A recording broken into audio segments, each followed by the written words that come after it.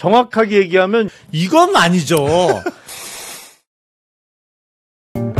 네, 송채경호의 공덕포차 시작하겠습니다.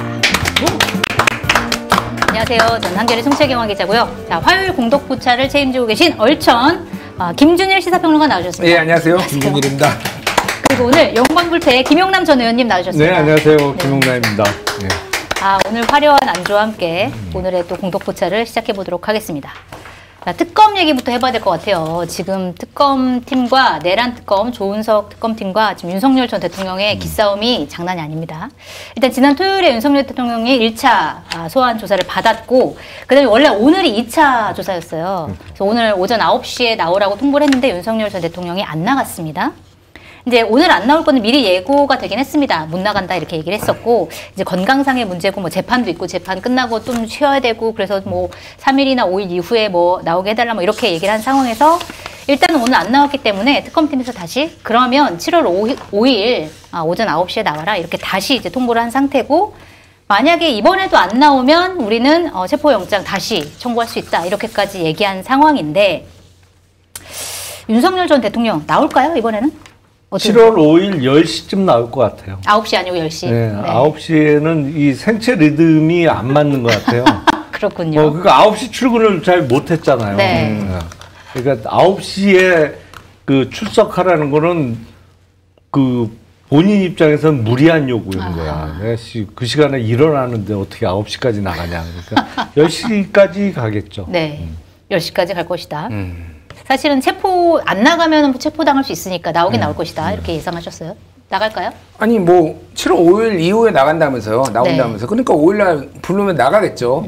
그러니까 이게 엄청 신경전도 신경전인데 이 간보기가 지금 치열하다. 네. 그러니까 이게 안 나오면은 한다라고 하면은 또 거기에 맞춰가지고 어떻게 나왔다가 또 한 번 못 나간다고 했다가 그러면 또 시간 정해주면 그때 나갔다가 퐁당퐁당 지금 하고 있어요 지금.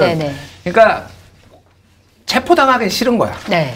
더 뻗땡기면은 체포당할 것 같으니까 또 나간다가는 협조하는 척하고 그러면서 계속 이런 식으로 할 것 같아요. 그래서 이제 특검에 이제 고민이 있는 거죠. 네. 특검의 고민은 뭐냐면은 이거를 체포영장을 청구를 이미 한번 이제 기각이 됐잖아요. 네. 나간다고 해가지고 기각이 됐잖아요. 그러면은 이제 확실히 안 나온다라고 하거나 버팅기면은 이제 체포영장을 청구해도 법원에서 바로 나올 텐데 네. 이게 또 한번 뭐 몸이 안 좋아서 이제 제가 너무 무리해서 재판 일정도 고려해야 돼서 이렇게 한번 버팅기다가 또 이런 식으로 하면은 이게 청구하기도 애매하고 안 하기도 애매하고 여론은 안 좋아지고 막 그런단 말이에요. 또 하나는 이제 체포 이후에 이제 구속을 그러면 48시간 이후에 해야 될 거 아니에요. 그렇죠. 근데 구속을 뭘로 할 것이냐. 그러니까 이게 일단은 지기현이 이제 지기현 판사가 내란 우두머리 혐의로는 이제 풀어준 상황이고. 네. 그러면은 지금 받고 있는 혐의가 하나는 증거인멸교사 약간 그런 거잖아요. 그러니까 경호법상에 이제 뭐 그거 하나고 하나는 이제 특수 공무집행방해. 네. 요건데 그러니까 시간이 좀 너무 많이 지났어요. 그러니까 이게 느낌이, 그러니까 뭐 시간이 지났다라고 해서 죄가 없어지는 건 아니지만은 정말 구속해가지고 그러면은 이거를 수사를 해야 돼? 라는 거에 대해서 검찰 출신이니까 더 잘 아시겠지만은 이거는 그냥 할 수도 있다라는 생각들이 이제 들거든요. 되게 애매한 상황이다. 그래서 이제 특검이 고민이 좀 깊어질 것 같은데 제가 보기에는 이제 예언을 하자면은 다다음 주에 구속될 거 아니까 체포될 거 같아요. 다다음 주? 왜 다다음 주예요? 다음 주는 안 돼요. 네. 이게 이런 식으로 간을 더 보다가 결국은 다다음 주에 이제 특검이 칼을 빼들 것 같아요. 제가 보기에는 더 이상 못 참고. 더 이상 이렇게까지는 못하겠다. 이렇게 시간 끌기는 우리가 봐줄 수가 없다. 이렇게 할 것이다. 알겠습니다. 일단 지난주 토요일에 소환 조사를 받긴 했는데 중간에 조사자를 교체해달라라고 요구를 했습니다. 오전에는 조사를 받았어요. 그러니까 경찰이죠. 박창환 총경이 조사자였는데 오전에는 조사를 받다가 갑자기 점심시간 끝나고 나서 나는 이 사람한테 조사를 받을 수가 없다 하고 버티다가 결국 검찰이 와가지고 검사가 와가지고 이제 조사를 하니까 그때서야 다시 받기 시작해서 총 15시간을 머물렀으나 실제 조사 시간 5시간밖에 없었다 뭐 이런 얘기가 나왔는데 처음에는 왜 경찰이 조사하는 걸 거부하냐, 경찰을 무시하냐 뭐 이런 얘기가 나왔다가 언론 보도를 보니까 실제로 특검팀이 윤석열 전 대통령이 당황할 만한 증거를 제시해서 변론 전략을 급하게 변경한 거 아니냐 이런 해석이 나왔단 말이에요. 자, 그러면 이 당황할 만한 증거가 뭘까? 뭐가 있을 거라고 보세요? 어떻게 보세요? 뭐 그 보도가 사실이라면 아무래도 육성이 담긴 어떤 녹음 파일일 가능성이 제일 높겠죠. 네. 그러니까 그 평소에 보면 이거는 그렇게 활발히 안 하는 것 같아요. 문자는. 그냥 이렇게 바로 들어서 하지. 네. 그러니까 어떤 메시지나 이런 거보다는 육성이 담긴, 예를 들어서 그게 특수공무집행방해를 지시하는, 야 막아, 네. 뭐 총 뒀다 뭐 하냐, 뭐 이런 식의 발언 내지는 뭐 좀 치워, 없애, 뭐 이런 식의 육성이 남아있을, 그걸 누군가가 이제 그걸 녹취를 해서 뭐 그게 수사기관에 입수됐을 가능성이, 그 가능성이 제일 높지 네. 않을까 싶습니다. 그래서 당황해가지고 조사를 거부했을 가능성에 대해서 말씀하셨네요. 뭐 비슷해요. 그러니까 이게 노컷뉴스였나 아마 네. 거기서 보도했던 건데, 오전에 1시간 조사를 받고 그 이후에 이거에 대해서 안 했다. 네. 조서에 서명 안 하고 증거로 채택 못 하게 됐고, 오후에는 이제 약간 파행으로 이제 경찰 시비 걸고, 이제 그 경찰이 이제 문제가 있다라고 시비 걸고 이랬다라는 거 아니에요.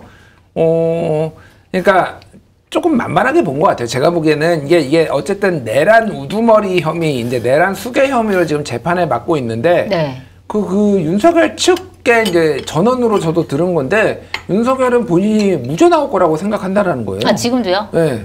그래요? 진심으로? 진심으로 그렇게 네. 생각을 한다라는 거예요. 네. 모르죠. 진심인지 아닌지까지 뭐 어떻게 알겠습니까? 뭐 그냥 그렇게 생각을 한다니까 그렇게 하나 보다. 하면이 안 될 거라고 생각했던 것처럼 네, 형사재판에서도 유죄가 안 나올 거라고 생각한다. 그냥 본인은 무죄 나올 거라고 생각을 했는데, 그 믿는 것은 뭔지는 모르겠어, 솔직히. 예, 그게 뭐 이제 지금 검찰이 공소유지를 잘못해서 뭐 그런 식으로 풀려날 거라고 생각을 하니 저도 잘 모르겠지만 어쨌든 그렇게 생각을 한다라는 거예요. 그러면은 그걸 만약에 그게 사실이라고 믿는다 생각을 한다라면은 네. 밑바닥에는 이 나머지 혐의들, 이거를 이제 아주 뭐 무기징역이나 이렇게 크진 않지만은 이걸로 굳이 내가 협조를 하거나 여기에서 내가 책자 필리를 하면 안 되겠다라고 생각을 할 것 같아요. 근데 네. 말씀하신 대로 이게 만약에 증거가 세게 나왔으면은 거의 묵비권에 준하는 걸로 가지 않을까, 그 생각이 들어요. 네. 그러니까 이거를 묵비권을 공식적으로 행사하기에는 여러모로 리스크가 있으니까 오히려 재판에 불리할 수도 있으니 네. 협조를 하는 척하면서 거의 아무 얘기도 안 하는 방식으로 이런 식으로 지금 윤석열이 가는 게 아닌가, 거의 그 생각이 들어요. 네. 자, 그리고 사실은 윤석열 대통령이 그 내란죄 혐의를 받고 있는데 동시에 외환죄 같은 경우에도 특검에서 이제 수사를 하고 있잖아요. 그래서 이거를 앞으로의 특검 조사에서는 외환죄 부분도 굉장히 집중적으로 추궁을 할 것이다, 이런 전망이 나오고 있는데, 일단 여러 가지 뭐 예를 들어서 뭐 비상계엄을 선포하기 위해서는 국가 비상사태가 벌어져야 되니까 이거를 위해서 북한에 뭐 무인계를 일부러 보내가지고 도발을 한다던가, 아니면 오물풍선을 그쪽에서 보내왔으니까 원점 타격을 검토한다던가, 이런 방식으로 혹시 윤석열 대통령이 실제로 이거를 직접 지시를 했나, 이런 거에 대해서 아마 조사를 하게 될 텐데, 이 외환죄 입증이라는 게 좀 가능할지, 이거에 대해서는 좀 어떻게 전망하세요? 저는 잘 모르겠습니다, 솔직히. 왜냐하면 이걸 네. 본 적이 없기 때문에 이게 뭔가 판례가 있어야지 우리가 시사평론가들도 예전에 케이스들을 가지고 우리가 얘기를 하는 거 아니에요. 이때 네. 문재인 정부 때는 어쨌든. 근데 이거는 외환죄는 뭐 언제 이제 6.25 때 이제 가야 되는 거예요. 그러니까 이게 그러니까 외환 유치죄 상상하기 어려운. 아니면 이제 여적죄. 여적죄는 말 그대로 적을 돕는다라는 거예요. 도울 여자의 적적자잖아요. 네. 이거는 형벌이 우리나라에서 제일 세요. 사형밖에 없어요, 여적죄는. 네. 무기징역도 아니고 무기징역도 사형. 없어요. 그러니까 네, 무조건 사형이에요. 네. 그냥 무죄거나 사형이에요, 여적죄는. 네. 그러니까 이게 문제는 적국과 통모하여, 뭐 아니면 적국과 합세하여, 이런 법조항이 적혀 있거든요. 그러면 윤석열이 지금 하는 거 막 한겨레 단독도 나오고 그랬는데, 무인기 이거 걸리니까 좋아가지고 박수치고 막 그랬다라는 거, 북한에 보낸 거 막 이랬다라는 거 아니에요. 누가 봐도 이거는 네. 어디 일으키려고. 근데 북한하고 통모를 한 것 같지는. 왜냐하면은 김정은이 제정신이었어. 네. 그러니까 제가 김정은 진짜 아무리 도발해도 듣질 않아. 김정은을 진짜 싫어하는데 윤석열보다는 제정신이가 밝혀졌잖아요. 둘을 굳이 비교하자면은 네. 훨씬 김정은이 이성적이고 네. 남조선에 저 도발에 넘어가면 안 된다라고 안 한 거예요. 그러면 이거를 통모했다고 보기가 힘든 거잖아요. 그러니까. 네. 그래서 저는 이거는 이거 사실 약간의 여론전 성격도 있다고 봐요. 네. 그러니까 이 상황을 죄가 안 된다고 해서 검찰은 아예 수사조차 안 해버렸잖아요. 네. 근데 말도 안 되는 일이 지금 있었다라는 게 언론 보도로 나오죠. 그러면 이거를 낱낱이 해가지고 기소는 하되 무죄가 나와도 어쩔 수 없다. 약간 그래서 이 죄상을 내란 특검 입장에서도 뭔가 이제 잘 뭐 나오는 것도 중요하지만은 이런 언론에 이렇게 브리핑하고 이런 것도 필요한 거 아니에요. 어쨌든 외환죄를 우리가 수사는 한다. 네. 안 할 수는 없으니까. 그리고 여기에서 오히려 언론 브리핑용 땔감이 상당히 많이 나올 거다, 오히려. 네. 그 생각이 들어. 지금 나온 것만 해도 이런데.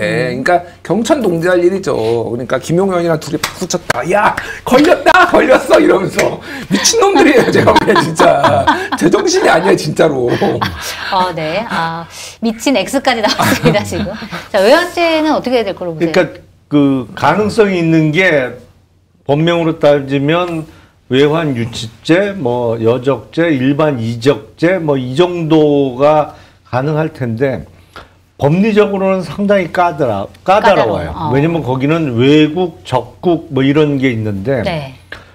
북한을 외국 내지는 적국으로 볼 수 있느냐. 우리 여태까지의 우리의 뭐 여러 판례나 헌법재판소 결정례에 의하면 북한은 미수복 지역이잖아요. 네. 그러니까 국가가 아니란 말이에요. 외국이 아니야. 외국. 네. 국이 아니야. 네. 미수복 지역일 뿐이지. 네. 그래서 여태까지는 법리적으로는 상당히 어려운 문제인데 사실상의 뭐 외국 적국으로 못 볼 바는 아니죠. 네. 국가적 실체를 갖고 있잖아요. 실제로 네. 거기서. 그러니까 이번 기회에 판례가 바뀔 수도 있는 거죠. 북한을 언제까지 그냥 미수복 지역으로 볼 거냐. 그러면 사실은 말이 안 돼. 정상회담이라는 것도 존재할 수 없어요. 그렇죠. 그렇잖아요. 국가가 아닌데. 네. 네. 미수복 지역에 그냥 괴뢰 집단의 수장인데 무슨 정상회담을 해요. 네. 그거 말이 안 되거든. 그러니까 우리가 지금까지 남북한 간에 해왔던 수십 년간의 어떤 행위 내지는 사실상의 외교 행위가 그 판례에 비춰보면 말이 안 되는 거예요. 충돌해, 이게. 네네. 그러니까 어느 한쪽은 바뀌어야 돼. 그렇다고 우리 남북 관계의 단절을 하는 쪽으로 바꿀 수는 없잖아요. 그러니까 이번 기회에 뭐 판례가 바뀔 수도 있는 거지, 사실은. 그래서 수사를 해서 법원의 판단을 한번 받아보자. 북한이 정말 국가적 실체를 인정할 수 없는 건지 네. 아니면 사실상의 국가로 본다. 뭐 요 정도 판례까지만 나와도 되는 거거든. 그러니까 그런 의미가 있고 이 부분은 사실은 수사할 사항이 무궁무진합니다. 그래요? 예. 네. 왜냐하면 제가 들은 내용은 이게 무인기 보내고 막 했잖아요. 네네. 근데 무인기가 중간에 떨어지고 그랬잖아, 거기. 네. 그래서 대규모, 어느 방위 산업이 발달해 있는, 우리나라도 발달해 있지만, 우리보다 더 고성능 무기를 생산한다는 나라에서 대규모로 무인기하고 드론을 수입하기로 한 결정이 진행이 됐던 것으로 제가 들었어요. 윤석열 정부에서요. 네. 네. 그래서 그게 상당히 진척이 돼 있다가 네. 비상계엄 터지고 이제 비상계엄이 내란이 실패하면서 무산된 도입이 네. 무산된 그 부분이 있는 것으로 제가 들었는데 그러셨군요. 이게 그 무인기를 이렇게 한두 번 보낸 게 아니고 앞으로도 계속 보낼 계획을 짰다고도 볼 수가 있어요. 네, 왜냐면 어마어마한 양을 도입하려고 했던 것으로 제가 들었거든요. 네. 그 왜 그랬겠어요? 왜냐하면 그 계엄을 계속 유지하기 위한 방편으로 여러 생각했을 수도 가지 있다. 목적이 있을 수 있죠. 네. 근데 드론이나 무인기는 사실은 예를 들어서 무인기를 아무리 멀리 보낸들 어디 중동이나 어디까지 보낼 수는 없잖아요. 네, 그렇겠죠. 보낼 일도 없지만 네. 우리가. 그러면 그 대상 지역은 어디겠어요?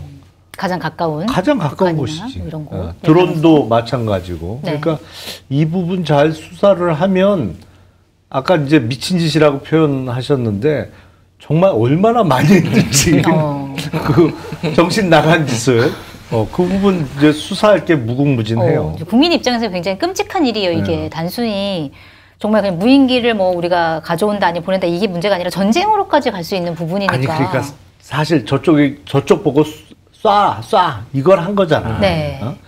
야 이래도 안 쏴? 뭐 이런 거 이걸 한 거잖아 사실은. 정말 어이가 없네요. 만약에 실제로 사실이라고 한다면 정말 엄청난 일을 저질렀을 수 있다. 그래서 여담인데 제가 당시에 이제 그 얘기를 했어요. 전시작전권 저는 이제 환수를 해야 된다라는 주장을 했었는데 미국이 전시작전권을 가지고 있어서 얼마나 고마운지 미친 액들을 제어할 수 있는 수단이 그나마 있구나. 윤석열 정부 전에 만약에 전시작전권이 환수가 됐다면 큰일 났을 수 있는데. 그럼 윤석열이 전쟁 일으켰죠 그냥. 근데 미국도 있고 뭐 아시겠지만 미국 대사가 완전 열받은 거 아니에요. 그렇죠. 외교부 장관 갑자기 전화 안 받고 니네 나라는 도대체 뭐냐 막 난리가 난 거 아니에요. 그러니까 와. 그러니까 제가 약간 뭐 반미까지 미국에서 뭐 좀 오래 살기도 하고 막 그랬는데 반미까지는 아니더라도 미국을 삐딱하게만 미국은 고마운 나라다. 계엄을 계기로 고마운 나라로 등극했다. 알겠습니다. 자 그리고 오늘 이제 한겨레 단독 보도로 나온 건데 계엄 선포문이 이제 윤석열 대통령의 계엄 선포문을 이제 12월 3일 밤에 읽었는데 사실은 그 이후에 뒤늦게 강희구 대통령실 부속실장이 뒤늦게 또 계엄 선포문을 작성해가지고 한덕수 전 국무총리 그다음에 김용현 전 국방부 장관의 서명을 받았다. 그러니까 애초에 계엄 선포문을 읽을 때는 서명이 없었는데 이게 사실은 법적으로 문제가 될 거라는 걸 예상하고 이제 추후에 사인을 받으려고 한 거 아니냐 이런 의혹이 나왔거든요.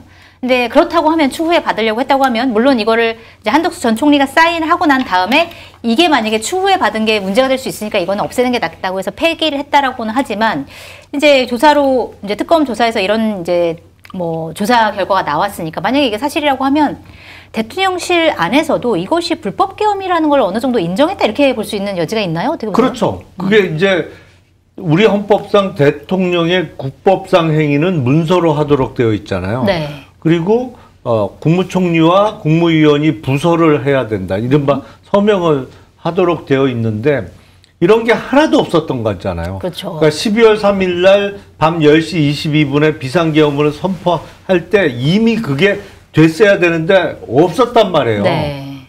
지 마음대로 한 거지. 네. 근데 나중에 보니까 이거 했어야 되는데 그러니까 사후적으로 만들어낸 건데 근데 또 한덕수 총리 입장에서는 하라고 그러니까 서명을 해놨는데 이거 너무 찝찝한 거야. 다시 안 되겠습니다. 그래서 야 이거 없애면 안 되니? 뭐 이래갖고 없앴다는 거잖아요. 네. 근데 그 법률적으로 평가를 좀 생각을 하면 이게 내란 동조 내지는 내란 방조가 되느냐? 네. 창깔이에요. 왜냐하면 네. 12월 4일 01시부로 국회에서 해제 의결이 됐잖아요. 네. 그러니까 법률적으로는 비상계엄은 국회 의결이 딱 되는 순간에 이제 해제가 무조건 되는 거란 말이에요. 그래 국무회의 그 이후에 해제 국무회의를 그렇죠. 거치지 않고서도 바로 그냥 되는 네, 거예요. 네. 그건 하도록 되어 있으니까 이제 그건 무조건 따라야 되는 거니까. 네. 근데 12월 5일 날 마치 12월 3일 날 만들어진 것처럼 이거를 서명을 했어. 네. 그러면 이게 내란이 국회 의결로 일단 비상계엄이 해제된 이후이기 때문에 이 내란의 방조 내지는 공범이 성립할 수 있느냐. 네. 법리적으로 참 고민해야 될 지점이 많은데 네. 적어도 저는 허위 공문서 작성은 되는 거 아닌가 이런 생각을 해요. 왜냐하면 네. 공문서라는 거는 개인 간에 막 작성하는 사문서와는 달리 내용이 진실과 반하면 안 돼요. 그래서 허위 사문서 작성죄라는 죄는 없지만 네. 허위 공문서 작성죄라는 죄는 있는 거예요. 공문서는 그래서 공신력이 있는 거죠. 네. 그 내용도 진실이다. 이런 걸 담보하는 거니까. 근데 12월 5일 날 마치 12월 3일 날 비상계엄 선포 전에 이게 이런 문건이 작성된 것처럼 사후적으로 만들어냈어. 네. 그럼 이거 허위 공문서 아닌가? 네. 그런 생각이 들어요. 내란 공조까지는 약간 헷갈리지만 네. 아닐 수도 있지만 그러나 공문서 위조는 거의 확실해 아니, 보인다. 허위 공문서 작성. 허위 공문서. 공문서 위조하고는 또 다른 위조는 겁니다. 다르죠. 그건 고친 거니까. 위조는 작성 권한이 없는 사람이 만들어냈을 때 위조가 되는 건데 네. 국무총리나 국무위원은 이 부서를 할 권한과 뭐 책임이 있어요. 그러니까 위조는 아닌데 내용의 허위란 말이야 이게. 네. 12월 5일 날 만들어낸 거니까 마치 12월 3일 비상계엄 선포 전에 작성된 것처럼 그럼 내용이 이거 허위라고 봐야 되는 거 아닌가라는 네. 생각이 들어요. 어쨌든 한덕수 전 총리의 책임이 좀 네, 어느 정도는 있을 것이다라는 이제 해석이셨어요. 어떻게 보세요? 아니 우리 덕수옹 이래서 그렇게 기를 쓰고 출마하려고 했구나. 이걸 막으려고. 그러니까 이거 등등등 아직 뭐 안 드러난 게 한두 네. 건이겠어요. 제가 보기에는 계속 나올 거예요. 저번에 이제 CCTV로 자기들끼리 모여가지고 이렇게 다 문건 보는 거 나왔잖아요. 네. 그러니까 본인은 이제 이 계엄에 대해서 적극적으로 만류했고 이 내용에 대해서 거의 듣지 못했고 일방적으로 통보하고 윤석열은 가서 발표하러 가버렸고 뭐 이랬다라는 건데 그게 아니라 이미 아주 뭐 미리부터 한 건 아니지만 와가지고 충분히 검토할 시간도 있었다라는 게 그 CCTV로 어느 정도는 방증이 됐잖아요. 그러니까 뭐 이거 등등등 해서 앞으로 계속 나보니까 우리 덕수옹께서 그렇게 기를 쓴 이유가 여기에 있었구나. 그 생각. 그러니까 김문수 좀 잘 설득하지. 뭐 그래도 안 됐겠지만 어쨌든 그 생각이 들고 하나는 그 생각이 들어요. 그러니까 이게 그러니까 저는 계엄이 허술했다고 생각하진 않아요. 그래요? 무슨 얘기냐면은 네. 계엄 준비는 그러니까 군대 차원에서 했던 계엄 준비는 할 수 있는 만큼 나름대로 했어요. 이게 왜냐하면 보안 유지가 너무 중요한 문제이기 때문에 알아야 되는 단위 그리고 뭐를 이게 절대 보안을 지켜야 되는 단위가 딱 어느 정도 선이 그어진 거잖아요. 네. 그러니까 나름대로 이렇게 나는 그 준비까지는 어느 정도 했고 그 동원된 사람들이나 뭐 계획들 보면은 굉장히 치밀했다. 그런데 이게 미스테리가 아직도 이거예요. 네. 그러니까 왜 12월 3일인가? 네.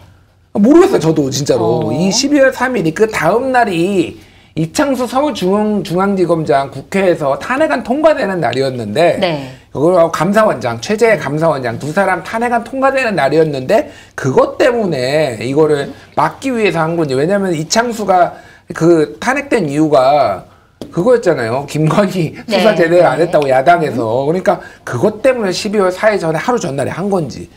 그러니까 이게 무슨 얘기냐면은 요거가 막 이렇게 문서도 제대로 작성 안 되고 이렇게 된 거는 이 날짜가 허둥지둥 잡혔다라는 네. 거예요. 그러니까 그게 아직도 미스테리다. 그러니까 이거는 뭐 처벌과 상관없이 좀 왜 12월 3일이었는지 좀 제 개인적인 궁금증을 위해서 특검이 밝혀주셨으면 조은석 좋겠다. 특검팀이 개인적인 이제 김준일 평론가의 아니면 궁금증을 밝혀주시기 어떤 무속인이 태기를 그날 한 거야.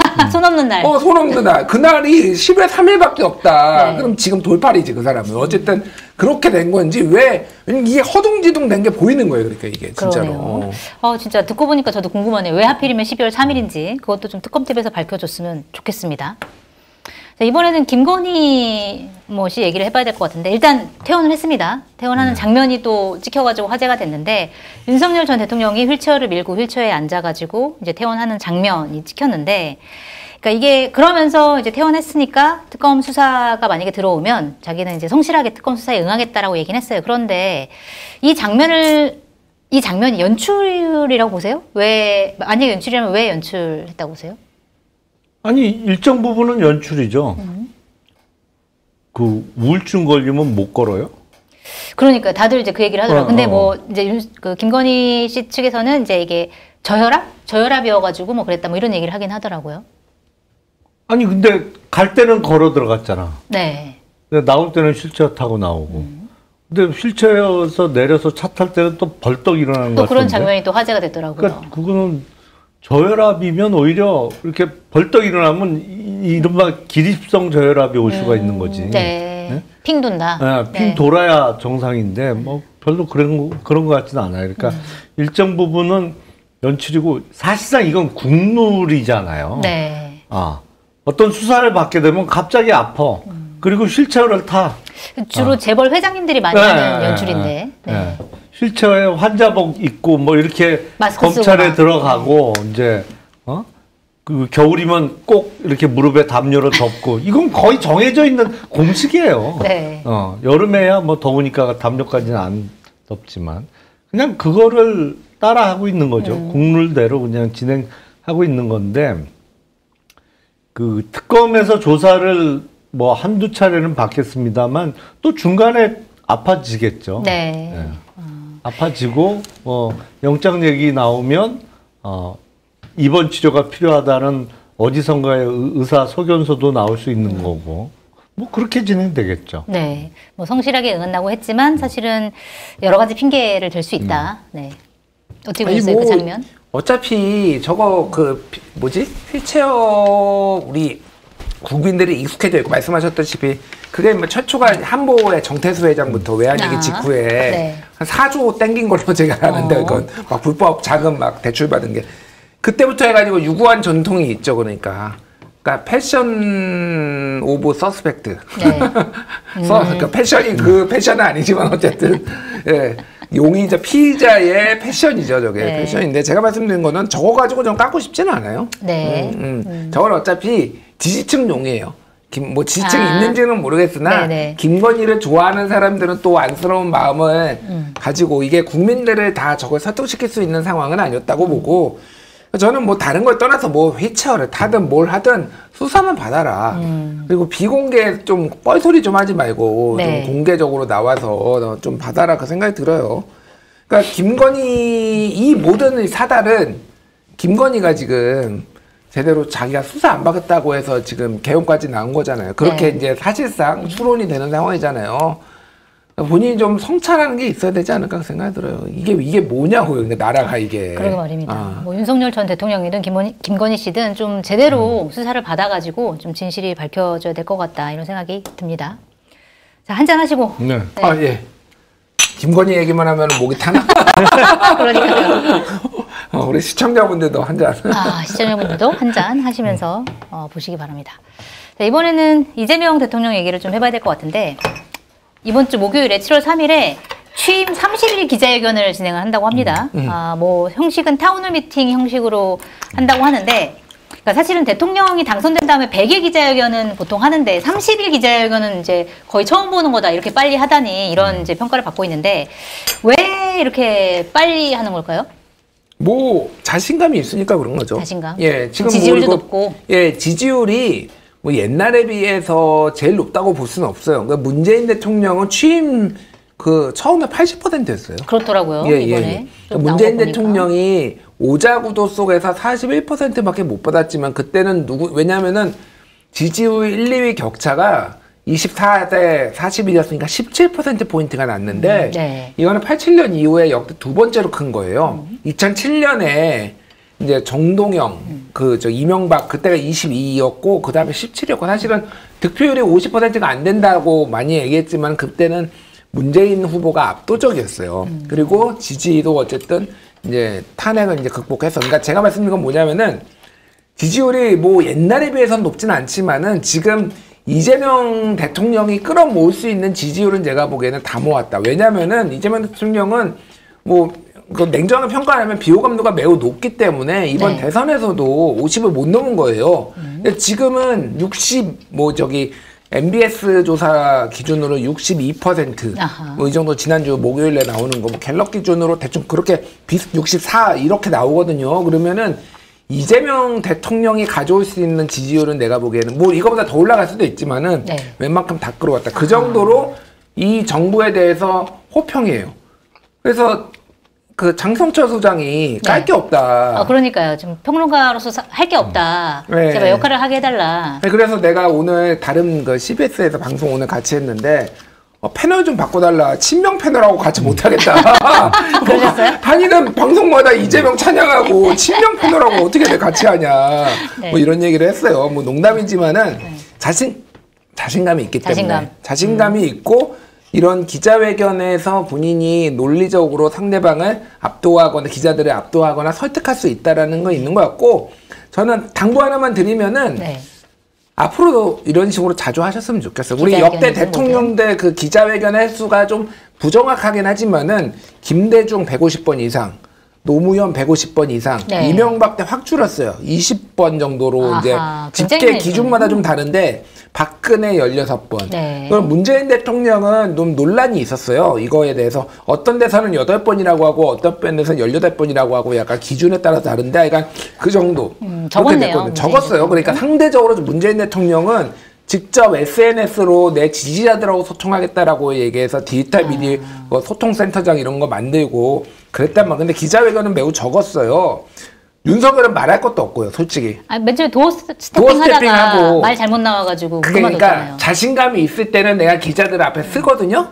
근데 갑자기 꼬이기 시작하면은 숨기 시작해. 제가 당부드리고 싶은 건 뭐냐면 이재명 대통령께서 지금은 그런데 본인에게 위기가 오는 상황도 있고 조금 불리한 이슈가 올 때도 있어요. 네, 윤석열처럼 숨지 마라. 그래도 기자들 앞에 쓰고 국민 앞에 쓰면은 오히려 그게 지지율이 또 회복되거나 그 위기를 극복하는데 도움이 될 것이다. 이 기자회견을 하는 이런 마음가짐과 자신감을 잃지 않으셨으면 좋겠다. 그 생각이 들어요. 맞습니다. 대통령은 정말 기자회견을 좀 많이 하는 게 좋을 것 같다. 이런 생각이 좀 들긴 해요. 이렇게 빨리 한다고 보세요. 제가 봐도 그거예요. 자신감? 물 들어올 때 노져라. 네. 그리고 취임 이후에 소통하는 모습이 그 지지율 상승에 큰 역할을 했거든요. 특히 호남에 가서 타운홀 미팅을 할 때, 네. 그러니까 광주 군사비행장 무한 이전 문제를 놓고 TF 구성해라. 그렇죠. 정부에서. 거기서 이제 해결책도 제시하고 각 이해 당사자들 간의 어떤 조정 역할을 하고 또 막판에 스스로 이제 좀 개그도 하셨잖아요. 네. 그 SPC 내가 전문가잖아요. 대장동 이러면서 그러니까 그런 게 이재명이 저런 사람이었어? 라는 그 새로운 모습을 보여주면서 지지율을 끌어올리는데 큰 역할을 했다고 판단할 수 있기 때문에 이럴 때 더 하는 거죠. 더 해서 지지율 60%가 아니라 70%까지도 끌어올릴 수 있는 거잖아요. 그리고 지금은요, 이재명 대통령은 어떤 행사를 기획해도 다 플러스 효과밖에 없어요. 그래요. 왜냐하면 기본적으로 기저효과 덕을 너무 많이 봐. 전임 정부가 너무 못했으니까. 네, 전임자하고 항상 비교가 되거든요. 그러니까 평균만 해도 너무 잘해 보이는 것처럼 느껴지는. 너무너무 훌륭해 보이는 거죠. 그러니까 자꾸 이벤트가 있으면 있을수록 플러스 효과가 커요. 네. 네. 그렇군요. 알겠습니다. 자, 일단 그리고 내각 인선 얘기도 좀 해봐야 될 것 같은데 사실 그 두 군데 빼놓고 다 됐어요. 지금 문체부 장관 후보자, 국토부 장관 후보자만 내정이 안 됐고 나머지는 다 됐는데 정성호 법무부 장관 후보자, 그다음에 윤호중 행안부 장관 후보자 여러 가지 이제 이슈가 되고 있고 그다음에 사실 민정수석으로 봉욱 김앤장 변호사가 임명이 됐는데 그래서 이 부분은 그러니까 사실 지금 말씀드린 그 세 명이 검찰 개혁을 주도하는 이제 자리에 있게 되는 사람들이잖아요. 그런데 그 중에서 약간의 논란이 있는 게 봉욱 민정수석 같은 경우, 그 다음에 특히 이진수 법무부 차관 같은 경우, 이분들은 과거에 문재인 정부 시절에 검찰 개혁을 반대했던 전력이 있기 때문에 조국 혁신당이나 이런 데서는 굉장히 우려를 표명한단 말이에요. 이런 사람들이 과연 검찰 개혁을 제대로 할 수 있을 것이냐. 그 자리가 검찰 개혁에 굉장히 중요한 자리인데 이런 우려에 대해서는 좀 어떻게 평가하세요? 일단 문재인 정부에서 추진했던 검찰 개혁 내지는 지금 미완의 개혁이라고 합니다만 지금 현 상황이 잘된 변경이냐를 놓고 볼 때 저는 그렇다고 대답하기 어려워요. 그래요? 예. 어떤 면에서요? 왜냐하면 지금 폐해가 너무 커요. 지금 이른바 수사권 독립 이게 하면서 피해는 많은 국민들이 보고 있어요. 왜냐하면 형사사건이 끝이 안 나, 이게. 네. 서로 경찰, 검찰이 핑퐁을 쳐요, 사건을. 네. 서로 떠넘겨. 그리고 이 사건을 정말 최종적으로 책임지고 끝내는 사람이 없어요. 그러다 보니까 어떤 형사 피해를 당해서 고소고발을 하면 이게 2년이고 3년이고 그냥 시간만 가요. 지금 현재 제도가 그렇다는 말씀이신 거죠? 어마어마하게 장기화되고 있어요. 근데 당시 봉욱 대검 차장 입장에서 반대할 수 있죠. 할 수밖에 없었던 사정도 있었고, 그때 제가 검찰개혁 열심히 하겠습니다. 앞장서겠습니다. 라고 해서 총장 된 사람이 윤석열 총장이잖아요. 네. 아, 그런 사람보다는 양심적인 거지, 솔직히. 그리고 검찰개혁의 내용이 앞으로 좀 더 구체화되겠습니다만 개혁안의 내용은 저는 그렇게 돼야 된다고 봐요. 검찰이란 제도가 왜 생겼느냐? 그거는 당시 막강한 경찰력을 견제하기 위한 수단으로서 법률가로서의 검사라는 제도를 만든 것이거든요. 네. 그러니까 경찰의 수사 과정에서 불법적인 것은 없느냐, 뭐 고문이나 인권 침해는 없느냐, 아니면 법적 절차를 잘 몰라서 못 지키는 건 없느냐, 이거를 감독하고 견제하기 위한 수단으로 검찰을 만들었는데, 네. 이게 쭉 진행되다 보니까 검찰이 직접 수사를 하면서 지들이 더 나가네. 네. 그러면서 이제 사실은 검찰이 초동 수사부터 하던 게 문제가 된 거잖아요. 네. 그리고 거기에 어떤 편향성이 있지 않느냐. 그리고 정치권과 결탁해서 다른 정치 세력을 죽이는데 검찰권이 행사된 거 아니냐. 이게 반성의 시작이잖아요. 네. 그럼 그 부분은 없애고 다시 검찰이란 제도가 왜 생겨났는지를 성찰해서 그 역할로 한정하자. 저는 그게 검찰개혁의 핵심이라고 봅니다. 그게 그러면 기소권만 주자라는 게 그 내용이라고 보시는 거예요? 그렇죠. 근데 네. 경찰의 수사권을 견제할 수는 있어야 돼요. 네.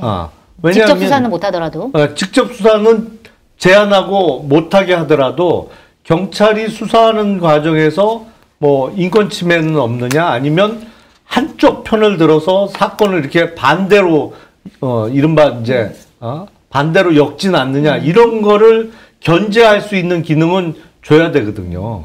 근데 두 개의 수사기는 완전히 독립되게 해놓고 똑같은 거야, 각자 알아서 해. 이러면 안 되는 거예요, 이게 기본적으로. 뭔가 조율할 수 있는 기구가 필요하거나 뭐 이렇게 좀 해야 되는 거네요. 그러면 그래서 네. 차라리 검찰의 직접 수사 기능은 아예 없애고 네. 경찰을 견제할 수 있는 기능 쪽으로만 행사하도록 하고, 다만 그렇다고 부정부패에 대한 그거에 대응하기 위한 국가기관의 총 역량이 줄어들면 안 되잖아요. 네. 그러면 이제 중수청을 만든다고 하니 그걸 설계를 잘 하는 방향으로 하면 검찰개혁은 저는 그 방향이 맞다고 보는데, 문재인 정부에서 기획했던 검찰개혁은 정교한 맛이 좀 떨어져요. 그래서 그거에 대한 부작용이 지금 있으니 이재명 정부에서는 조금 다른 방식으로 그런 부작용을 없애는 방식으로 하면 된다. 이런 말씀이셨어요. 어떻게 보세요? 아니 뭐 김용남 의원님이 뭐 워낙 검찰 출신이고 제일 잘하실 것 같아요. 그러니까 일단 이 인사를 이제 먼저 하고 검찰개혁 얘기를 하면은 정성호 의원은 그냥 뭐 인품이 훌륭하신 분이에요. 근데 이제 훌륭하시죠. 인품이 훌륭한 것과 법무부 장관을 잘하는 거는 별개 문제잖아요. 네. 그러면은 그냥 생각을 해보면은 왜 이재명 대통령이 정성호 의원을 법무부 장관을 했을까요? 이게 왜일까요? 그러니까 사법연수원 18기 동기예요. 나이는 이제 1살인가? 2살인가? 3살. 3살? 많아요. 네. 그러니까 이제 뭐 인생 선배고, 그리고 이제 친명 좌장이고 그렇단 말이에요. 그런데 상대적으로 온건한 이제 스타일이란 말이에요. 그냥 제가 설명한 거에 다 들어가 있지 않을까요? 그러니까 검찰 개혁과 법무부에 대한 뭐 각종 이제 개혁이 어떤 식으로 돼야 될지. 그러니까 이재명의 대통령의 의중을 가장 잘 알고 잘 수행할 수 있으니까 정성호 의원을 했겠죠. 그 의중이 뭐예요, 그래서? 다 추론의 영역이죠. 네. 다 추론의 영역인데 저는 이렇게 봐요. 그러니까 하나는 두 가지의 당위성이 있는데, 하나는 검찰개혁을 반드시 성공시켜야 된다.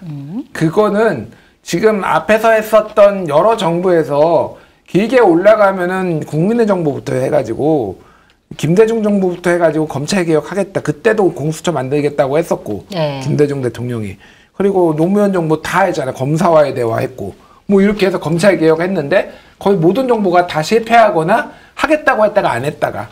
그런데 정성호한테 이걸 맡긴다라는 거는 정성호를 빌어서 내 의중을 관철시키겠다라는 거고, 하나는 제가 보기에는 누군가 혹자들이 이거를 정치적 구호로 이용하는 것들에 휘둘리지 않겠다라는 느낌이에요. 그러니까 반드시 검찰 개혁을 해야 되는데 이 검찰 개혁을 하기 위해서 막 깃발을 꽂고 뭐 자기 정치를 한다거나 아니면 뭐 이렇게 성급하게 나가는 사람이 아니라 진짜로 맞아요. 차근차근 할 만한 사람을 골랐다 이렇게 보신다는 거예요? 저는 그렇게 봐요. 왜 그러냐면 김용남 의원님이 지금 얘기를 했잖아요. 검찰 개혁이 뭐죠? 제가 그러니까 민주당 지지자들한테 그러면 특히 이제 일반인들보다 민주당 지지자들이 워낙 열성적으로 그 얘기를 하니까 당신이 생각하는 검찰 개혁이 뭡니까? 라고 물어보면은 100명의 중에 한 50가지 방안이 나올 거예요. 그러니까 그렇게 이제 검찰 해체라는 단어가 나올 거예요.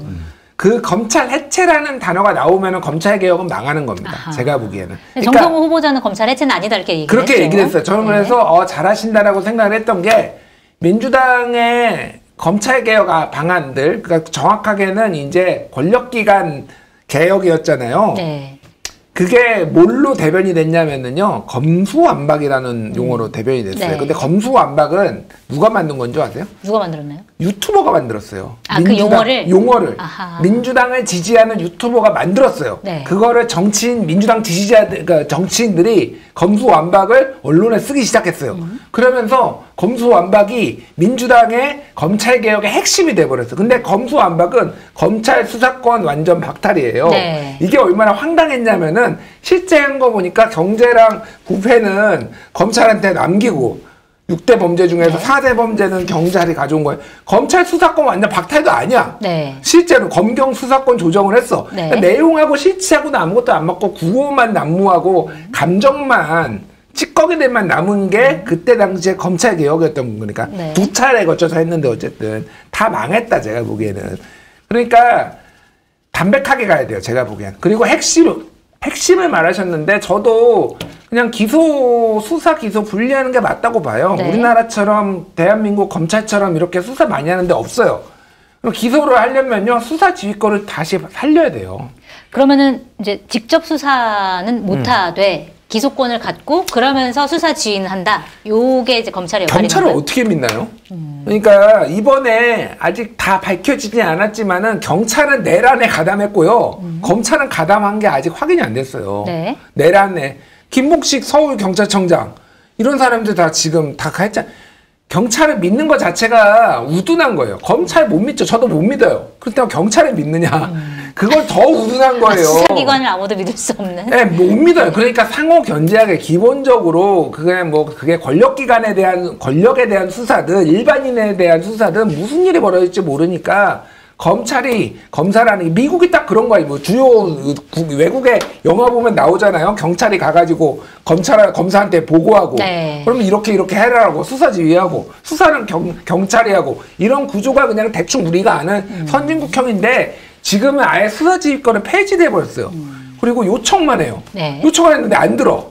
아니면 또 핑퐁 아까 말했듯이 핑퐁해. 아니, 그러니까 이러고 있어. 그러니까 이게 요청하면 안 들으면 또 그만이야. 어떻게 할 방법도 없어요, 그거. 그러니까 이거는 경찰이 민원을 해결해. 솔직히 자기네들이 보기에는 수사 지휘 받는 거 너무 싫은 거야. 밑에서 우리는 대등한 사람이다. 이게 이제 황운하 의원이나 이런 분들이 이제 경찰에 있을 때 우리는 검경은 대등하다라고 했는데, 그러니까. 수사를 만약에 완전히 없애면은 수사지휘권을 살려야 돼요. 네. 그게 상식적인 거예요. 그러니까 이게 국민들을 위한, 그러니까 제가 말씀드리면 그런 식으로 검찰개혁을 하는 게 맞고 그런 거를 하실 거라고 믿습니다. 정성호 의원이. 네. 정성호 법무부 장관이. 네. 네. 알겠습니다. 어쨌든 지금의 접근은 굉장히 조심스럽게 접근하는 것으로 보이는데 어떤 식으로 뭐 차근차근 해나갈지 그건 지켜보도록 하고 오늘 또 이슈가 됐던 게 심우정 검찰총장이 오늘 사의를 표명을 했습니다. 네. 그러면서 입장문을 발표를 했는데 뭐라고 얘기를 했냐면 형사사법제도는 국민 전체의 생명, 신체, 재산 등 기본권과 직결되는 문제다. 시한과 결론을 정해놓고 추진하면 예상하지 못한 많은 부작용이 생길 수 있다. 이러면서 사의를 표명을 했고 사실은 심우정 총장 외에도 뭐 이진동 대검 차장검사, 양석조 서울 동부지검장, 신흥석 서울 남부지검장 줄줄이 지금 사의를 표명을 했는데 자, 이거는 무슨 의미로 봐야 될까요? 별로 의미 없어요, 제가 보기엔. 아, 그래요? 그러니까 심우정 총장은 보면 참 못났다. 못났다. 왜요? 이런 생각밖에 안 들어요. 그러니까 뭐 오늘 사의를 밝히면서 한 말, 뭐 형사사법 체계와 관련해서 뭐 한 말이 맞는 말일 수 있어요. 네. 근데 아무리 맞는 말도 심우정 총장이 얘기하면 옳게 들리질 않아. 아하. 왜냐면 본인이 그릇된 행동을 했기 때문에. 네. 지금 현직 검사들도요. 3월 7일 날 피고인 윤석열에 대한 법원의 구속 취소 결정에 대해서 즉시 항고를 포기한 거는 이해를 못해요. 검사들도. 네. 기본적으로 뭐냐 도대체. 포기할 이유가 뭐가 있냐 그게. 네. 이해를 못해. 사실상 심우정 총장은 식물총장이었어요. 그랬군요. 그 이후로 계속. 네. 후배 검사들이 다 거들떠 보질 않아 기본적으로. 네. 본인이 신뢰를 완전히 잃었어요. 그러니까 지금까지 버틴 것도 뭐 별 의미 없이 한 9달 임기를 보낸 거고, 아유 그냥 뭐 사라져라. 근데 그 말밖에 안 정권 나와요. 대선 끝나기 전에 뭐 그만둔 사람들도 있는데 하필이면 왜 지금인가? 뭐 이것도 약간 뭐 왜 그런지 궁금하긴 해요. 그러니까 오늘 검찰 일부 검사장 인사가 발표가 났잖아요. 네. 아마 그 물어보지도 않았을 거예요. 아, 패싱. 그냥 네. 패싱이지. 그리고 본인도 뭐 귀동냥으로 인사한다는 걸 들었을 거예요. 그러니까 의사는 다시 한번 확인된 거죠. 네. 그냥 사라져라. 그러니까 사라지는데 뭐 참 저렇게 모냥 빠지게 9달 총장 하다가 물러날 것 같으면 애시당초 안 했어야지. 그러게요. 사실 심우정 검찰총장 같은 경우는 물러난다고 끝나는 게 아니라 내란 관련해서도 이제 수사를 좀 받아야 이제 되는 줄줄이 위치에 있는 수사 것 같아요. 받을 거예요, 네, 이제. 뭐 민중수석이랑 통화도 그렇고 막 여러 가지 논란의 중심에 설 수밖에 없다 이런 생각이 드는데 오늘 왜 하필이면 사의 표명을 했을까요? 그러니까 검찰 출신이잖아요. 더 이상 못할 말이 없다. 저게 못할 말이 없어요. 훌륭하신 분이에요. 이렇게 훌륭하신 분이면 더 큰 데 쓰라 좀. 그러니까 그러네요. 금융감독원 뭐 이런 데나 그러니까 공정거래위원장. 네, 공정거래위원장. 그러니까 이거 짤로 만들어서 돌려야겠는데. 자, 이쯤에서 영상편지 한번 하시죠. 영상편지는 오버인 것으로. 그러니까 3특검이 바로 통과됐잖아요. 정권 출범하자마자. 네. 사실은 그게 제가 여기서 얘기했을 거예요. 심우정 너 나가 그거였다. 사인이다. 그러니까 심우정 너의 수사 지휘를 받는 검사들한테 못 맡기고 너의 입김에 안 닿는 똑같은 검사들한테 일을 맡길 거야라는 거였잖아요. 그게. 근데 이제 심우정이 눈치가 없는 건지 이게 뭔지 하여간 버틴겨. 그러니까 너무 오래 버텼다. 오래 버텼어요. 그러니까 지금 한 달 동안 버텼잖아요. 네. 그러니까 그거를 임사로 얘기해 준 거예요. 그러니까 이거는 법에 따르면은 법무부 장관이 검찰총장과 협의해서 대통령한테 제청한다 이렇게 돼 있었거든요. 네. 협의 안 한 거지 아무것도 아무 인사도 단 한 명도 협의 안 했을 거예요. 그러니까 네. 시그널 이렇게 했는데도 아직 못 알아먹어? 너 바보야? 약간 이런 느낌이었을 거야 아마 그러니까. 네. 그래서 거기서 이제 결정적으로 한 방을 먹고 이제 그만둘 수밖에 없었다. 두 분 다 이제 비슷하게. 근데 말씀하셨다시피 그냥 저는 솔직히 윤석열 그 즉시항고 그것만 했어도 더 갈 수 있었다고 봐요. 네. 그러니까 심우정이 그거는 진짜 이해가 안 가요. 심우정이 사실은 그 이후에 그 이제 이원석 이후에 들어온 다음에 딱히 뭐가 없어요. 그러니까 뭐라 할 만한 상황도 아니었고 바로 비상계엄 터지고 막 이런 상황 그 전에 검찰총장 시절에 뭔가 다 일이 있었기 때문에 심우정한테 책임을 물을 만한 게 생각보다 없어요. 그냥. 네. 그리고 원래 관리형이었다. 그러니까 저기 김주현 민정수석하고 이렇게 워낙 이제 기획통이었다. 뭐 이런 것만 그런 거지 딱히 뭐가 없어요. 내용이. 네. 그러니까 웬만하면은 지금 유임시키거나 강제로 내쫓지 않잖아요. 지금 이재명 정부가 약간 그런 식으로 하잖아요. 네네. 그러니까 억지로 내보내지는 않겠다. 그러니까 갈 수도 있었을 텐데 왜 미스테리예요. 저는 진짜. 아니 저도 진짜 수사로 사실은 밝혀져야 될 것 같아요. 3월 7일 날 구속 취소 결정이 나고 3월 8일 날 즉시항고를 포기했잖아요. 네. 그게 정말 미스테리였어요. 심우정이 왜 저러지? 왜 지도 같이 죽지? 이해가 안 되거든. 네. 그래서 그러면 비상계엄 선포 전후로 해서 본인도 인벌브 된 게 있어서 약점이 있어서 저러나? 네. 근데 그렇게 보기에는 약해. 왜냐하면 이거 비상계엄을 선포하기 전부터 검찰총장이 가서 김영희 언니하고 같이 작전 짜고 이러기는 어렵잖아요. 네. 그러니까 그것 때문에 뭐 그 전후로 뭐 통화한 것 때문에 약점이 잡혀서 저렇게 즉시한 거 포기. 후배 검사들이 봐도 말이 안 되는 짓을 한다고 갸우뚱 했었거든요. 네. 근데 최근에 새로운 의혹들이 좀 제기되고 있잖아요. 그 대규모 마약 밀수 그 네. 관세청 뭐 관련된 거 관련해서 저 수사 방해 의혹과 관련해서 그때 인천공항을 통해서 마약이 밀수될 때 사실은 그 지역 인천 검사장을 하고 있었다는 거잖아요. 네. 심우정 총장 되기 전에. 네. 아니 그러니까 그건가? 저도 아직은 의문인데. 네. 굳이 연관성을 억지로 찾아보자면. 그냥 시쳇말로 코가 단단히 꿰었어. 그러지 않으면 그런 선택을 할 리가 없다. 그렇죠. 네. 안 그래서는 아니 그 후배들 보기에도 창피해서 그러기는 어렵거든요. 그러게 말입니다. 사실 이것도 그러니까 수사 대상에 아마 포함이 될 것 같은데 진짜로 왜 그런 선택을 한 건지 이것도 좀 국민들이 굉장히 궁금해하는 지점인 것 같아요. 이것도 특검에서 좀 잘 풀기를 바라면서 다음 이슈로 좀 넘어가도록 하겠습니다. 이 왜 이 얘기 안 해요? 어떤 거요? 동부지검장의 이문정 검사가 한번 할까요? 아니요, 그냥 할 얘기 있으세요? 아니요, 할 자, 얘기 어떻게 없어요. 보세요? 자, 동부지검장 그만두자마자 바로 이문정 검사가 임명이 됐습니다. 짧게 얘기하면은 네. 은정아 축하해. 친하세요? 친구예요, 친구. 그래요? 네. 어떻게 친구예요? 그냥 친구가 그러니까 이게 같은 학교에 같은 그 동기이기도 하고 이문정 남편이 제 또 친구예요. 그래서 가끔 봅니다. 축하한다. 그 얘기를 꼭 하고 싶으셨군요. 아니 그냥 축하한다고. 제가 뭐 누구를 아는 걸 팔아서 뭐 제가 무슨 연명할 만한 사람은 아니잖아요. 그냥 축하한다는 말을 공덕부차에서 하고 싶었다. 알겠습니다. 보고 계실지 모르겠지만 축하한다고 합니다. 오늘 발표된 검찰 인사 중에 가장 눈에 띄는 인사죠. 맞아요. 다른 네. 인사는 뭐 무난하네 뭐 이렇게 했는데 이 대전지검의 그 중경단 검사였잖아요. 네. 이제 거기는 다 부장이라고는 하지만 그 중경단에 정말 부원들이 있는 부장이 아니거든 그게. 그래요? 그냥 부장으로 그 호칭을 해주는 거지. 사실은 고검 검사급의 고검의 자리가 없으니까 이제 중경단 갖다 놓는 식의 인사를 그동안 많이 했었거든요.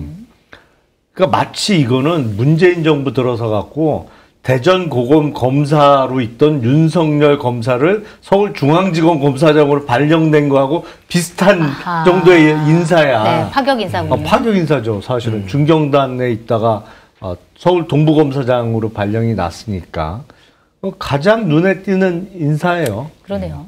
이분이 또 검찰개혁에 굉장히 목소리를 내왔었기 때문에 이제 이런 것도 좀 어떻게 할지 지켜보도록 하고 축하한다고 합니다. 축하드리고요. 김민석 총리 후보자 얘기를 좀 해봐야 될 것 같은데 국민의힘에서는 계속 반대를 하고 있어요. 그런데 사실 여론조사를 보면 여론이 그렇게 나쁘지가 않습니다. 그래서 국민의힘이 이렇게 주구장창 반대만 하는 것이 과연 국민의힘의 이득이 되느냐. 뭐 나경원 의원 같은 경우에는 국회에서 뭐 농성을 하는데 단식 농성도 아닌데 뭐 무슨 웰빙 농성이다, 뭐 바캉스냐 뭐 이런 비판을 받으면서까지 이렇게까지 하는 이유가 뭔지 궁금하고 이게 국민의힘에 과연 도움이 되는지 이것도 좀 궁금하거든요. 어차피 망했어요. 국힘은 망했어. 제가 맨날 얘기해요. 국힘은 망했다고. 네. 이거를 뭐 해서 더 여론이 좋아지든 안 좋아지든 국힘이 망한 거에는 큰 틀에는 대세의 변화가 없다라는 거예요. 제가 보기엔. 저는 그냥 국민의힘이 무능하다. 뭐 이거를 해서 뭐 더 지지율이 올라가고 떨어지고 그게 문제가 아니라 무능함. 원래 정권 초기에는 원래 야당이 어려워요. 대선의 패배의 영향도 있고 대통령한테 힘을 실어주고 뭐 각종 인선에 힘을 실어주고 그럼에도 불구하고 그 야당 입장에서는 본인들의 존재감을 잘 드러내고 이거를 지렛대로 해서 예를 들면은 다른 거를 딜로 얻어내거나 뭐 이런 것도 있거든요. 그게 뭐가 돼 법사위원장이 됐든 예결위원장이 됐든 뭐가 됐든 다른 자리가 됐든 근데 하나도 얻어내지 못했죠. 그게 아니라 청문회 때 일단 무능했어요. 네. 청문회를 본 입장에서는 청문회에서 이 사람이 선고 질문을 했다라거나 이런 게 그거 딱 하나 김희정 의원이 이제 저기 국가부채 어떻게 됐느냐. 근데 그것도 얻어 걸린 거고 솔직히. 그러니까 이게 잘 준비했고 날카로웠다라는 느낌은 하나도 없이 그냥 이렇게 끝나버렸는데 지금에 와가지고 갑자기 이제 죽어라 반대를 했을 때 이게 그래서 지지층 결집은 될 수도 있을 거라는 생각이 들어요, 사실은. 지금 제일 두려운 게 지지층 결집일 수도 있고, 네. 그러니까 지지층이 이완돼서 다 떨어져 나가는 거. 그러니까 지지층 결집을 위해서 이렇게 할 수도 있을 것 같은데, 이거는 어차피 아무 의미 없다. 큰 의미 없다, 그 생각이 들어요. 야당은요, 원래 자체 발광하기는 어려워요. 네. 야당이 잘해서 지지율이 올라가거나 뭐 인기가 많아지기는 어렵고, 다만 집권 세력이 못할 때 반사 이익을 볼 수는 있죠. 그래서 야당은 자체 발광은 어려워도 반사체는 될 수가 있는 건데, 지금 국힘 입장에서는 떼거리가 없어요. 뭐가 잘못해야 야당이 좀 먹고 살 게 생기는데, 네. 뭐 인사도 사실은 오히려 민주당의 열렬 지지층 보기엔 왜 인사가 이렇게 흐리멍텅해? 라는 얘기가 나올 정도로 사실은 탕평 인사가 이루어지고 있어요. 아니, 벌써 고위공직자 중에 비명뿐만 아니라 심지어 윤석열 정부에서 유임된 사람이 그렇죠. 두 사람이나 나왔잖아요. 네, 농림부 장관. 네. 그러니까 야당 입장에서는 시비 걸고 이렇게 뭐 떼거리가 있어야 되는데 먹고 살게 없어요. 그러니까 네. 먹고 살기가 힘들어. 유일하게 발견한 떼거리가 김민석 총리 후보자인 거예요. 그러니까 이거를 포기를 못해. 아하. 이거마저 포기하면 야당이 무슨 할 말이 없는 거예요. 지금 뭘 갖고 마이크 잡고 떠들겠어요. 그러니까 이거를 포기 못하는 거죠. 근데 말씀하신 대로 그러려면 청문회 전부터 잘했어야지. 그리고 네. 청문회를 잘했어야지. 근데 그것도 잘할 실력은 안 돼. 그러니까 지금 어쨌든 단 한 가지 남은 떼거리를 포기는 못하고 이걸 계속 붙잡고 있는데 별로 이렇게 이슈화 시키는데도 성공하지는 못한 것 같아요. 네. 지금 인사청문회가 사실 줄줄이 남아있잖아요. 그렇기 때문에 여기서 실제로 야당이 어떤 역할을, 어떤 모습을 보여줄지 그것도 좀 궁금하긴 합니다. 뭐, 김민석 후보자 청문회처럼 하진 않겠죠. 뭐, 뭔가, 잘할 수 있을지 좀 지켜보도록 하고. 국민의힘 얘기는 슈퍼챗 소개하고, 조금 더 이어가도록 하겠습니다.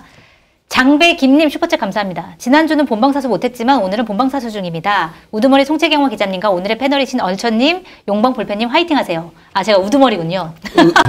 내란 우두머리가 음주 우두머리. 음주 우두머리가. 음주 우두머리는 제가 괜찮습니다. 충분히 우두머리 할 수 있습니다. 묵향훈이님 또 슈퍼챗 감사합니다.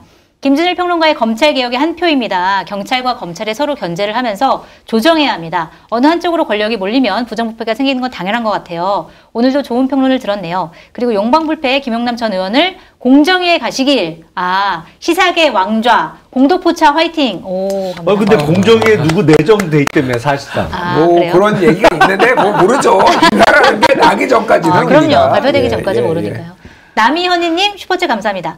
내란의 힘든 시기에 공도포차 덕분에 위안을 얻고 견딘 것 같습니다. 감사합니다. 저희도 감사드립니다. 개와 가발은 쓰기 나름님 아까 그분이시고 또 슈퍼챗 감사합니다.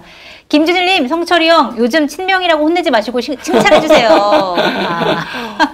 아니 보수 평론가인데 너무 대놓고 친명이라고 하니까 정체성을 찾아라. 내가 그렇게 얘기한 것뿐이에요. 저희 공도포차에서 위로를 얻고 계신 분들이 많은데 저희 구독과 좋아요를 눌러주시면 저에게 아주 큰 힘이 됩니다. 그리고 국민의힘 얘기 좀 더 해봐야 되겠죠. 이미 망했다 말씀하긴 하셨는데 일단 김용태 국민의힘 비대위원장이 6월 30일에 임기를 마치고 물러났고요. 그 다음에 비대위원장은 송원석 원내대표가 겸임을 해서 운영을 하기로 했습니다. 김용태 전 비대위원장은 떠나면서 이런 얘기를 했어요. 당에 오랫동안 자리 잡고 있는 깊은 기득권 구조가 당의 몰락을 가져왔으면서도 근본적인 변화를 가로막고 있다면 더 이상의 미래는 없다. 그리고 당의 개혁 점수는 빵점이다. 이렇게 얘기를 했습니다. 자, 김용태 비대위 체제가 여러 가지 이제 한계도 노출했지만 또 개혁을 하려다가 좀 실패하고 여러 가지 과정이 있었어요. 좀 어떻게 평가하고 계세요? 일단은 기득권이 가로막고 있는 것도 맞고 물러나면서 한 얘기는 다 맞다고 봐요. 근데 김용태 의원도 조금 역량이 부족했던 거 아닌가. 네. 확실히. 그래서 약간 감당하기 어려운 너무 큰 감투를 잠깐이라도 썼던 거 아닌가 싶어서 이렇게 그냥 끝나고 다시 김용태 초선 의원이 된 거잖아요. 네. 다음에 혹시 기회가 주어지면 그때는 정말 잘할 수 있도록 자기 역량을 좀 키워야 되겠다라는 생각이 들고 이게 문제가요. 네. 사람이 바뀌어야 바뀌어요. 그 사람은 쉽게 안 바뀌어요. 네. 그러니까 그 사람 자체가 교체가 돼야지. 다른 사람으로. 다른 사람으로. 근데 그게 방법이 있나 지금. 국민의힘 의원들이 이미 네, 22대 국회 임기가 아직 3년 가까이 남았는데 네. 제가 보기엔 뭐 2028년 총선 이전까지는 힘들어요. 힘들다. 네. 개혁이 힘들다. 네. 이게 한숨부터 쉬고 이게 시작했습니다. 진짜 제가 뭐 국내를 막 이렇게 막 마음속 깊이 우러나와서 걱정을 하는 건 아닌데 네. 이 당이 이렇게까지 망가지나 그 생각이 들어요. 무슨 얘기냐면은 일단 김용태를 평가하기 전에 이 당의 지도 체제가 어떻게 바뀌었는지를 그냥 빨리 읽어볼게요. 네. 이준석 대표부터 시작하거든요. 네. 이준석이 이제 윤석열 정부 들어서 이준석, 권성동 권한대, 네. 주호영 비대위원장, 다시 권성동 권한대, 전진석 비대위원장, 그 다음에 김기현 대표, 그 다음에 한동훈 비대위원장, 그 다음에 한동훈 물러나고 그때 아마 윤재옥 원내대표가 윤재옥 대행이 했을 거예요. 네. 그런 다음에 저기 황우여 비대위원장. 네. 그랬다가 다시 한동훈 대표. 네. 그리고 다시 한동훈 물러나고 권성동 비대위원장. 그런 다음에 권영세, 그러니까 권성동 권한대행, 네. 그리고 권영세 비대위원장, 그리고 김용태 비대위원장, 네. 그리고 송원석 지금 대행. 비대위원장. 네. 미친 거 아니야? 평균 내 몸에 세 달이 지금. 이게 뭐예요, 이게. 네. 3년은 여당이었어, 심지어. 이 당이 완전 망한 거를 보여주는 거예요. 그러니까 이게 김용태가 뭐 잘하고 못하고를 떠나가지고 45일 했잖아요. 뭐 40 몇지? 이건 뭘 평가를, 49일. 뭘 네. 평가를 할 게 뭐 있어, 이게. 네. 또 이제 송원석이 또 한 2달 하다가 또 누가 당대표 뽑히겠지. 또 갈릴 거야, 그러고. 얼마 있어. 답도 없어. 수렁이야, 수렁 진짜. 이렇게 맨날 바뀌어, 맨날. 네. 이게 2007년, 8년에 그 민주당이 이름 맨날 바꾸고 맨날 개빡끼리 싸우면서 붙였다, 합쳤다, 무슨 민주당 됐다가 무슨 원조 맨날 싸웠던 그때보다 더 심한 것 같아. 지도 체제를 보면은. 그러니까 이게 그때가 민주당의 암흑기였거든요. 그러니까 네. 개파 싸움이 너무 치열하고 맨날 당 간판 바꾸고 뭐 지도부 맨날 바뀌고 국힘은 지금 이거 외우는 사람이 없어요. 지금 나니까 외우는 거야 이거. 아니 저도 중간에 저 외운다고 생각했는데 중간에 이상하네 약간 이렇게 많이 바뀌었었나 이런 생각이 좀 나니까 외우는 거야. 그 정도로 이 당이 지금 어디로 가는지조차 알 수 없다. 네. 김용태는 말씀하셨다시피 한계가 너무 명백했고요. 본인이 할 수 있는 말을 하려고 했지만 안 됐는데 다만 제가 비판적인 거 하나는 김용태 비대위원장은 좋게 보면은 처신의 달인이고 안 좋게 보면은 간을 넣어봐요. 그러니까 친윤들이 김용태를 세운 데는 이유가 있어요. 네. 그러니까 우리가 원하는 만큼의 얘기를 해서 얼굴 간판으로 하겠지라고 했는데 이제 김용태 왜냐하면 또 포천이라는 데가 약간 보수적이기도 하고 그 윤핵관이 사실상 공천주 제가 뭐 실명은 얘기하기 어렵지만 약간의 혜택을 받았어요. 네. 그런데 이제 상황을 보니까 개혁을 세게 얘기해야 되는 거야. 그러니까 이제 뒤늦게 5대 개혁안을 얘기를 했는데 관철은 안 됐거든요. 그래서 5대 개혁안 얘기한 거는 훌륭하지만은 너무 뒤늦었다.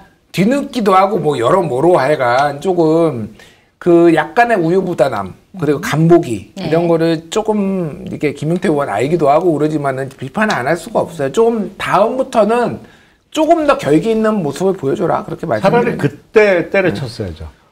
5대 개혁안을 내놨는데 안 받았을 안 때. 받아줬을 때 그때 아예 때려쳤어야지. 끝까지 임기를 유지하지 말고 그랬으면은 조금 더 결기가 느껴졌을 것이다. 아니 그리고 국민의힘은 이게 해결이 안 되는 게 솔직히 그 떵떵거리던 윤석열 정부 때 실세 노릇하던 지금 이철규 의원 지금 뭐 하고 있어요? 어디 가셨죠?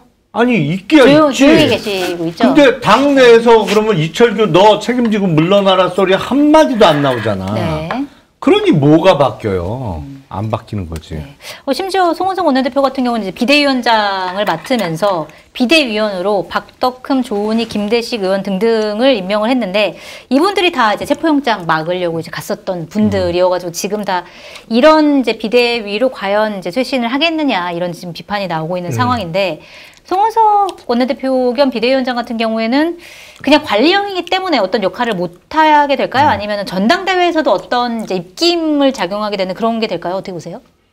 그러니까 전당대회 입김을 직접적으로 하는 데보다는 룰 세팅을 그렇게 하겠죠. 그러니까 후보군을 보고 지금 뭐 얘기 나오는 게 이제 뭐 집단 지도 체제 집단 지도 체제 얘기가 나오잖아요. 네. 장단점이 있는데 그게 이제 예전에 집단 지도 체제가 처음 나올 때는 한동훈 대표가 만약에 당 대표로 돼서 나오면은 나머지 최고위원들을 다 반한으로 밀어 넣어가지고 예전에 김무성 대표 했을 때 서청원부터 해가지고 뭐 쫙 이제 김태호 뭐 이인재 막 이렇게 다 들어갔잖아요. 그러니까 이런 식으로 하려고 했던 그런 모양새를 생각했는데 한동훈 대표가 지금 안 나올 가능성이 점점 높아지고 있어요. 네. 뭐 아직은 모르겠는데.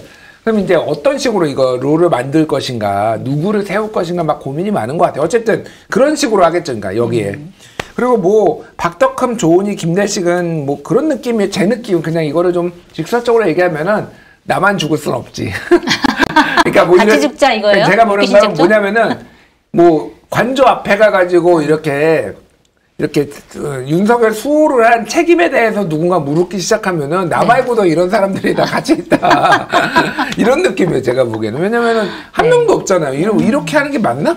그러게요. 저는 이제 비대위원 임명하는 거 되게 깜짝 놀랐거든요. 이건 어떻게 보셨어요? 비대위원 구성 자체가 비상 상황이죠. 그렇게 구성하면 안 되는 거지. 비상 상황이에요, 항상. 알겠습니다. 마지막으로 요번 또 얘기를 안 하고 넘어갈 수 없는데 정계 은퇴를 선언했던 홍준표 전 대구시장이 계속 이제 말씀을 하고 있습니다. 어제였죠. 6월 30일 페이스북에 이렇게 썼어요. 정치가 아무리 혐오스러워도 우리는 정치를 떠나 살 수 없다. 그래서 이게 다시 정치에 복귀하려고 얘기하는 거 아니냐 이런 이제 해석을 놨고 오늘 개혁신당의 이준석 의원 같은 경우에는 아마 홍준표 전 시장이 신당 창당할 거다 이렇게 전망을 하기도 했는데 홍준표 전 시장의 미래 어떻게 전망하고 계십니까? 정계 은퇴 선언을 했을 때 믿지도 않았어요. 애초에 안 믿었다. 택돔소리 하지 마라. 뭘 은퇴야, 은퇴는. 그러니까 정계 은퇴할 생각은 진정성은 없는 것 같고 네. 저도 신당 창당 가능성이 있다고 봅니다. 그래요?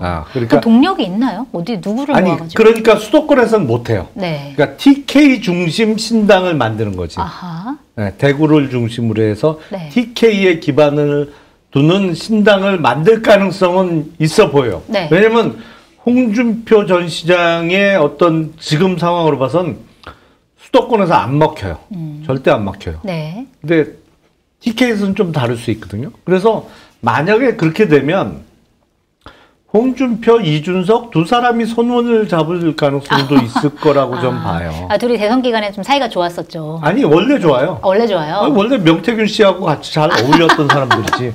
네. 그러니까 이준석 의원도 지금이야 괜찮지만 총선이 다가오면 고민을 할 겁니다.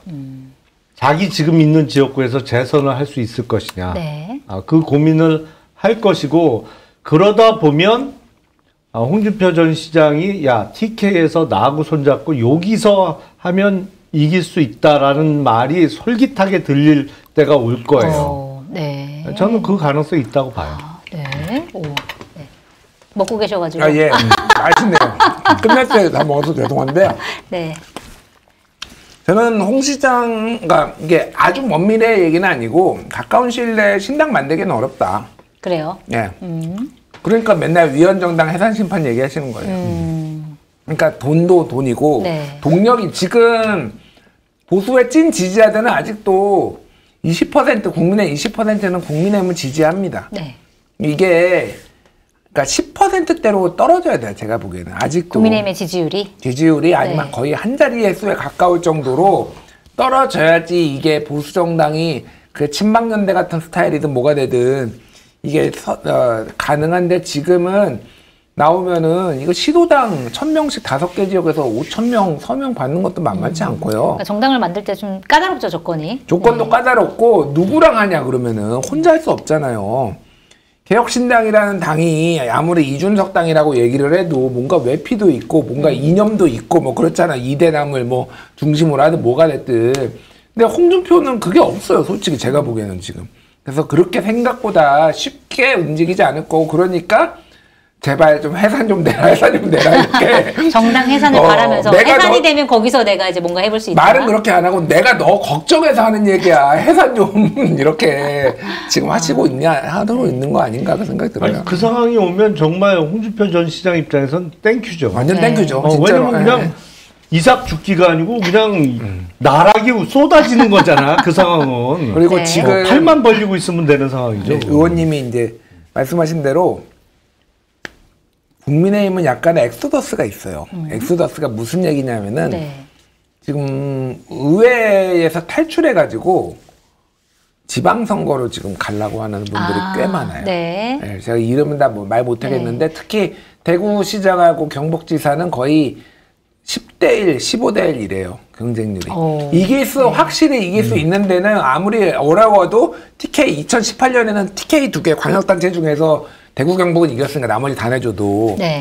그리고 지금 위헌정당 해산심판 내서 위헌정당 돼가지고 이거 배째다 날아갈 수도 있다라는 공포감이 엄습해서 그래요? 지방선거로 튀어야 되겠다. 실제로 위기를 느끼는구나. 그런 분들이 있어요. 제가 말은 못하겠는데 막 중진 5선, 6선 의원들 지금 다 경북지사 지금 대구시장 나가겠다고 지금 난리예요 지금. 구멍난 배에서 빨리 탈출해야 된다. 뭐 이런 느낌. 그러니까 그렇게까지 노골적으로 말을 안 하지만은 저분이 왜 갑자기 경북지사를 하려고 해? 하면은 이유는 누가 봐도 이제 보이는 거니까 이게 약간 여의도에서 중앙정치에서 거리 두려고 하는 거. 그러니까 지자체장 그렇게 건드리기 쉽지 않잖아요. 두 분 말씀 들어보니까 사실 국민의힘은 뭐 청문회도 제대로 못하고 지금 여러 가지 쇄신도 물 건너간 것 같고 여러 가지 상황이 좀 안 좋은 쪽으로 계속 흘러가고 있다 이런 생각이 드는데 누가 전당대회에서 대표가 될지 그것도 굉장히 좀 궁금해지는 지점이긴 하네요. 안철수. 안철수를 밀고 있는 사람들이 조금씩 보이고 있더라고요. 막 칼럼도 안철수가 돼야 된다 이런 칼럼도 나오고 있고 보니까. 제가 보기에는 전략적으로 친윤이 안철수를 밀 것 같아요. 친윤이 안철수를 민다. 아니 당내 평가가 조금 바뀌긴 바뀐 것 같아요. 안철수 의원에 대해서 이번 대선을 치르면서 누가 봐도 질 게 뻔한 선거지만 안철수가 열심히 했다. 끝까지 자리 지키고 뭐 그 과정에 선거운동 기간 중에도 열심히 했다. 그래서 약간 평가가 바뀐 건 맞는 것 같아요. 더 이상 외톨이 안철수가 아니다. 알겠습니다. 자, 오늘 공동포차 여기서 마무리를 해야 될 것 같습니다. 그리고 아까 말씀드린 저희 여론조사는 자세한 내용을 중앙선거 여론조사 심의위원회 홈페이지 참조하시면 될 것 같습니다. 자, 저희 매주 화수목 밤 9시에 방송하는 거 아시죠? 저희는 내일 밤 9시에 다시 찾아뵙도록 하겠습니다. 감사합니다. 감사합니다.